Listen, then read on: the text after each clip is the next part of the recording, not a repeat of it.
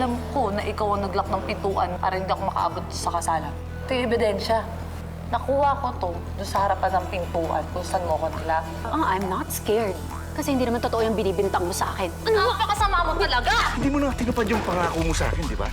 Hindi ka nagpakita sa kasal ko. Tapos ngayon, manggugulo ka dito sa reception.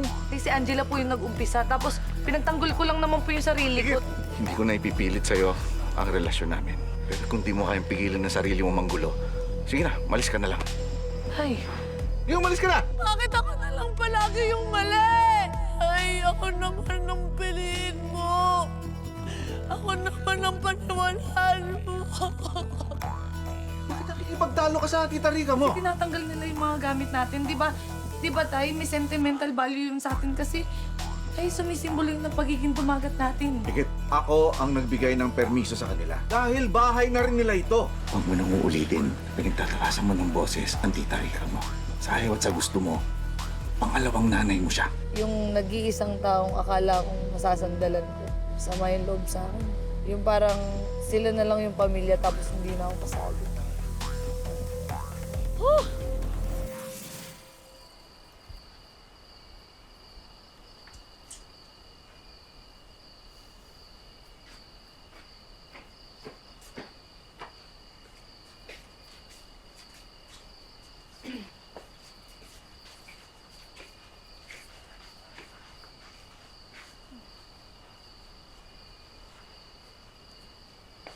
Ang gamit ko to.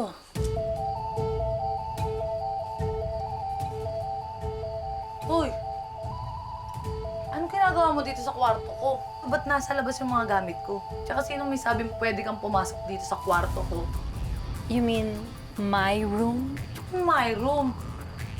Angela, nauntog ka ba? Ha? Paulot sa delulu. Doon yung kwarto mo, sa may dulo, kabila. Sure ka? Wanna bet? Bet. Bet mo mo yung mukha mo.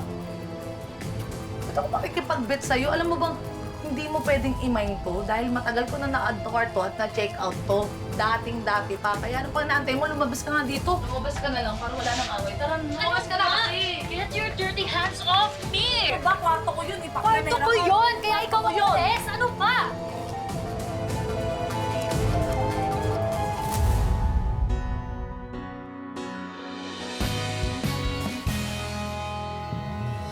Ikaw ang binibini na ninanais ko, binibining marikit na dalangin ko. Ikaw ang nagbigay ng kulay sa aking mundo. Sana ay panghabang buhay na ito.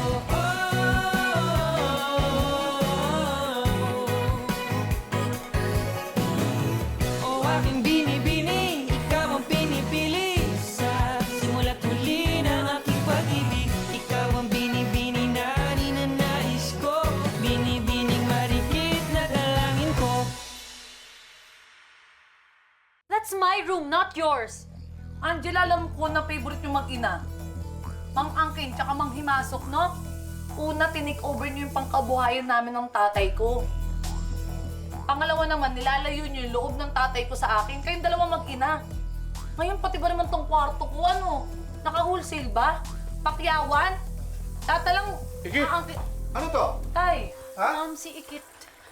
Anong nangyayari? Wala bang ibang alam gawin kundi mag-away? Ano pinagtatalunan nyo na naman? ayoko naman talaga kasi, tay. Pero kasi galing akong trabaho, pagod na pagod po ako. Tapos, inaangkin ni Angela yung kwarto ko. Pasensya ka na, Ikit, ha? Hindi kasi sanay si Angela sa maliit na room na titrigger yung claustrophobia niya. Actually, it was my idea na pagpalitin kayo ng room kasi mas spacious yung room mo. Tita Rica, sana man lang kung nagtanong kayo sa akin kung papayag po ba ako o hindi. Diba? No. Actually, kakausapin naman talaga kita dapat. Naunahan mo lang ako.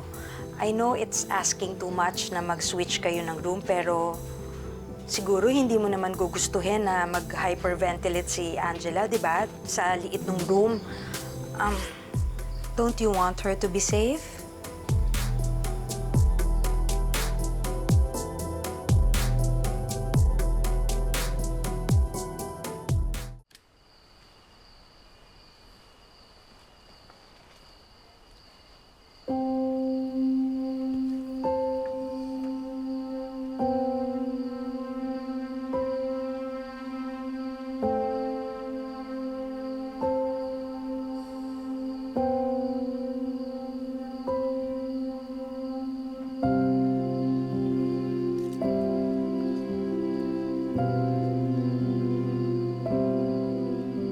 Ginagawa niyo, sabi ko sa inyo, matulog na ho kayo. Uy, alam nga namang mag-isa kang napupuyat dyan. Hindi dadamayan talaga kita. Partners together. Always and forever. Hey!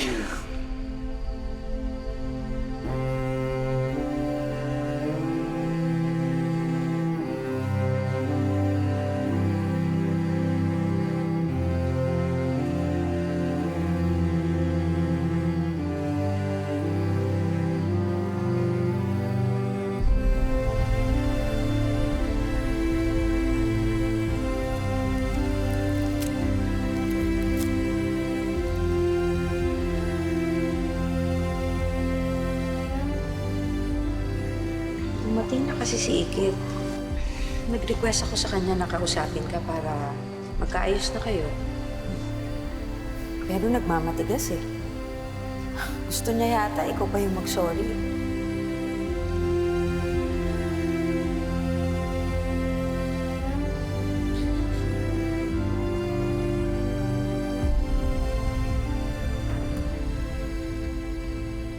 Amana,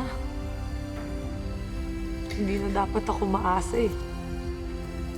Sila na ang pinili. Bali, wala na talaga ako kay tatay.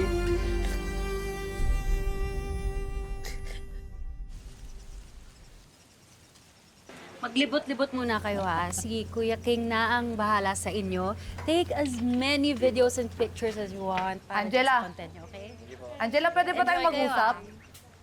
Angela. Ano? May tatanong ako sa'yo. Pwede ba tayong mag-usap? Hindi kita madinig. Ano sabi mo? Sabi ko, pwede ba tayong mag-usap? Kasi itatanong ko lang naman sa'yo kung nasa yung ibang gamit ko sa pagbablog. Diba kasi ikaw yung naglipat ng ibang gamit ko sa kabilang kwarto? Oh, yun ba? I already threw them away. Bakit mo tinapon?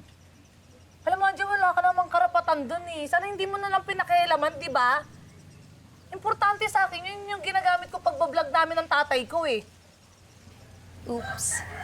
Sorry, akala ko kasi basura na. I didn't think kasi na magagamit mo pa eh. With the way things are, tingin mo ba sasamahan ka pa ng tatay mo sa pagbablog? I don't think so. Importante nga yun. Pakilamera ka talaga, no? Oh, hurt ka? Bakit? Totoo naman yung sinabi ko, di ba?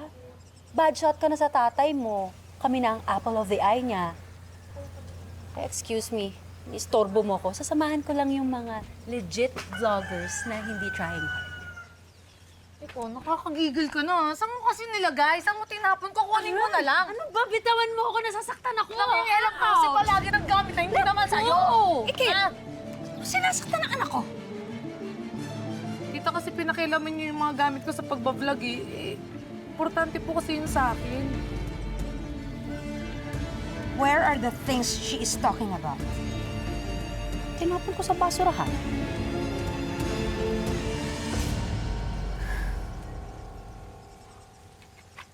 Saan niyo po ako dadalhin, tita? Medyo mahigpit po yung kapit niya sa akin, tita. Halika.